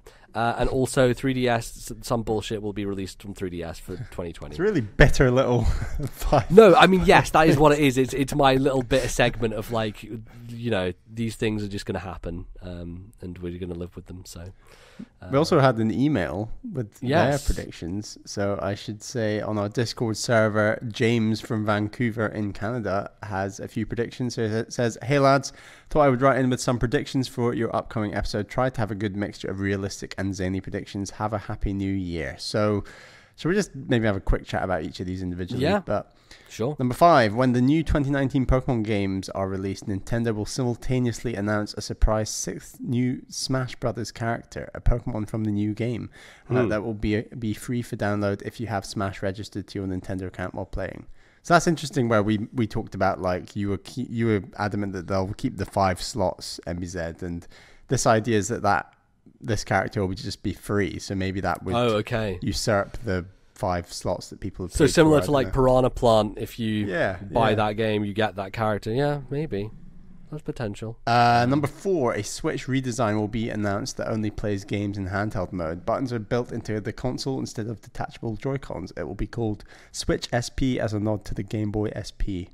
I like that idea. A lot of people are flirting around with this idea of a handheld Switch, and you mean the system that's already a handheld? Well, exactly, but like a handheld, only smaller screen. Right, yeah. Because I know some people are frustrated that the Switch just simply does not fit in a pocket, and that, what if you had a smaller, slimmer... Right.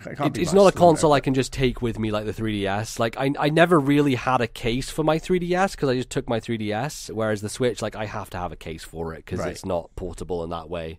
Yeah, so... Yeah, is it too early to start redesigning? I don't know. I feel like we won't see redesign this year. I'd side with probably next year, but we'll see. Yeah, I think so. Number 3, despite earlier interviews that stated Hearthstone will not be coming to Switch, Blizzard's recent pressure from Activision will prompt them to take advantage of the Switch by changing their minds and porting the card game to Nintendo's platform. Well, we did talk about Blizzard earlier, so... Yeah. I wasn't aware of those Hearthstone statements, but... No, I hadn't seen that Why stuff. not bring Hearthstone to Switch? I think it's such an obvious one. Like, it's clearly built for the platform. Like, that game is already on phones and tablets. Like, the touchscreen interface has already been built into it. You can probably build a controller interface around it that is pretty simple. It's not a difficult game to build around. And obviously, they've put Diablo on Switch now, and I think it's done pretty well. So... Hearthstone's a free-to-play game anyway, so, they'll make money on their microtransactions through their people buying packs and nonsense, so I think that will probably happen, and I think Hearthstone is definitely more likely than Overwatch. Much as I would love Overwatch to be on the Switch instead, Hearthstone it makes much more sense from not only a power perspective, but also just an interface perspective. So Right. Number 2, out of nowhere, Retro's game as a brand new F-Zero title from the Star Fox Racing rumors started. Brackets, at least they got the racing correct. So I'm just convinced that all that Star Fox Grand Prix retro stuff is real. So as I said before, I just think they've gone quiet on purpose. But they basically saw the leaks happening and just like buttoned them up. Would you share that opinion, MBZ? I mean, like, it was pretty convincing when that stuff came out and you saw the logo and it's like, not seen this before. It seems kind of real. But then also, remember the Grinch leak with Smash Brothers, and everyone's like, well, this has to be true. And then it wasn't. The thing is with leaks these days is you just cannot trust fucking anything. It is the Wild West out there. People have ridiculous skills when it comes to photoshopping and it's anything. Fun. I kind of like it. It's just like, wow, that'd be cool. But then I mean, like... For God's sake, we were all obsessed with this dumbass thing that people thought was the NX, but wasn't, and someone had 3D printed a goddamn blueprint from Nintendo's. Like, I saw someone post a picture of that recently, and they said, "How crazy was this design? The charging port is in the bottom of the system," and then that ended up being the case. Funny that, Jesus. Lol. And then finally, the growing bond between Nintendo and Microsoft culminates. And in a ridiculous way, where Mario vs. Rabbids sequel is announced and features Banjo and Rabid Banjo as new characters. That would be a That'd be three-way nuts. crossover, because Yeah, that would exactly. be Ubisoft and Microsoft and Nintendo, which I think is even less likely, but you can dream. I really want to get round to playing that DLC for Mario Plus Rabbids, like the Donkey Kong one. Apparently is very, very good. I really enjoyed that game. I want to go back to it. There's been some good DLC coming out for a lot of Nintendo games. The obviously Torna I adored. I thought that Xenoblade 2 expansion was great, and yeah, there's some more stuff out there. So I want more Mario Plus Rabbids. I think that team could do something even more weird and out there. So go for it. And if that means teaming up with Microsoft to get Banjo, do it. I'm all for it. Yeah, so we just had the one, but that's do you want to send an email into the show? It's ThisNintendoLife@gmail.com. That is ThisNintendoLife@gmail.com, or post a question, a comment in our Discord server, link in the description. It's also on our Twitter account @TNL Podcast. You can find it there. Yeah, absolutely. Well, yeah, I think that's going to pretty much close things out for the show today. Thanks, Ali T, for joining us on this first episode that you've been here. I hope you enjoyed being on the show and chatting with us about some games. Yeah, it's been a pleasure. Thanks for having me on. I wish I could be over here a little bit more often to do these kinds of things, but yeah, it certainly got me more excited for 2019 and gaming. Yeah, exactly. There's lots of things to look forward to. It feels like every year is like the best year in games now. We're at this point where there's just so much coming out, and it's this avalanche of non-stop. And we didn't even talk about Okami.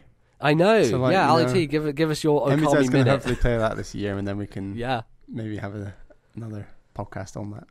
Yeah, just do. How many times have you played through Okami? I don't know. Honestly, it's too many to count. Because they have one of these, replayable story modes. New Game Plus, yeah. Right. Yeah. Man, that's crazy. Yeah, because obviously, like, it's a game that you've been telling us to play for years, and then Bally played it finally last year, and he put it as his favorite game, his favorite old game from last year. So clearly, it holds up, and it's one that I need to finally get to. But I'll do that. I might do that in 2019. We'll see, and then we can do a special on it and just do a show all about Okami and talking about it. But that is for the future. For now, you can find us in various places across the internet. You can find our Twitter account. It's @TNL Podcast. You can follow us there, get updates on all the shows that are coming out, our Patreon stuff. Our Discord has a link there, our YouTube channel. It's all located in that one place. That is @TNL Podcast. You can find me on the internet @LordNBZ. People, Bally, where can people find you? I'm asking the audience, not you. Find me on Twitter @Ballyman91. That's BALLYMAN91. Been tweeting a bit, but not. It's kind of been a bit slow on Twitter recently, I feel like, but it needs to pick up. It's a new year. It's a new time. It's a New Year's resolution. Tweet more. Yeah, tweet more. Or just don't look at Twitter ever. That's another one you can do. Ali T, you don't really have any presence online, so What's your YouTube channel? Yeah. Oh, right. Yeah. If you want to get in contact with me for whatever reason, feel free to contact MBZ or Bally, and then they can just send me a message. Yeah, exactly. Yeah, there you go. That's the easiest way. Great. Okay, you can find the show in a lot of different places on the internet. We're on iTunes, we're on Stitcher. You can download us and find us, and you can review us on there, and that would be very, very nice. Had some reviews come in recently, I think, and we're going to maybe go through some of those. And yeah, you can do that because that's probably the best way to support the show outside of our Patreon, which you can find at patreon.com/ThisNintendoLife. And Bally, we'd like to thank some people. Yes, thank you to our top tier patrons. Our sponsorship level patron Daniel V, thank you for your support. And our two $10 tier patrons, they are of course my girlfriend Caroline and Atari Alex. Thank you for your support. We should say we just did our episode of TNL Ranks. That was in December. We're now into January, so we're back onto TNL Takes. We've got a few ideas for that show. It'll be out next weekend. That's for all $5 tier patrons. Absolutely. So check that out. There are a lot of episodes there. Been over a year, so some good stuff you can get. And yeah, I think that's pretty much it. We plugged the email address, done all that nonsense. I guess it's just time to get into the new year and play some more games and do things like that. So I should say we have had some queries about backlog clubs, and we're going to have a think, and we'll announce some stuff for next time.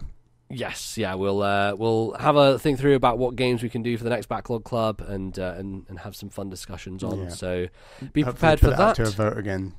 Yes, absolutely. So yeah, we'll do that next time. But until then, thank you everyone for listening, and we will see you again in a couple of weeks. Bye bye.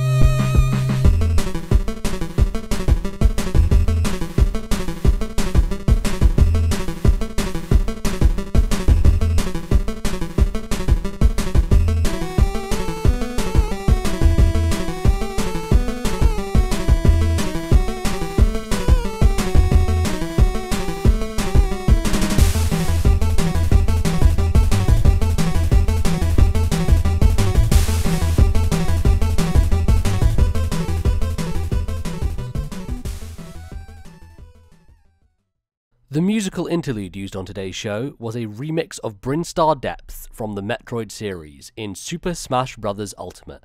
Copyright Nintendo 2018.